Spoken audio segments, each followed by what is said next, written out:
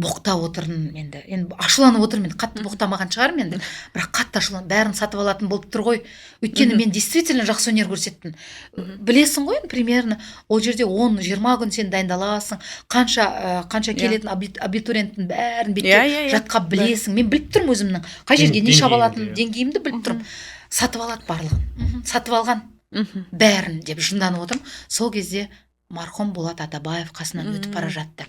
Сөйтіп, қызым саған не болды деп сұрады. Мен мүмкін Алланың бір сүйікті құлдарының бірі шығармын. Түсе алмай қалдым. Оқуға түсе алмай қалдым, ағай. Осылай сатып алады барлығын. Деді, сөйтіп, о кісіні мен көрмедім. Танып тұрған жоқсыз ба негізі? Мен Асхат ағайды танимын, олардың курсына бармадым, араласпадым. Мен осы драмаға түсем деп, чисто сол жақта жүрдім. Сөйтіп, екеуміз сөйлесейік деп сөйлестік, әңгіме айттық. Сен Муздрамаға түс, мен Болат Атабаев деген адаммын, мен сенің оқуыңды төлеп берейін деп, сол кісі менің 1 жылдық оқу ақшамды төлеп, мені сол жерде Асхат ағайдың курсында қалдым. Асхат ағай мені староста қылды. Сонымен сөйтіп Болат Атабаевтың шеберханасында оқып бітірдім 4 жыл.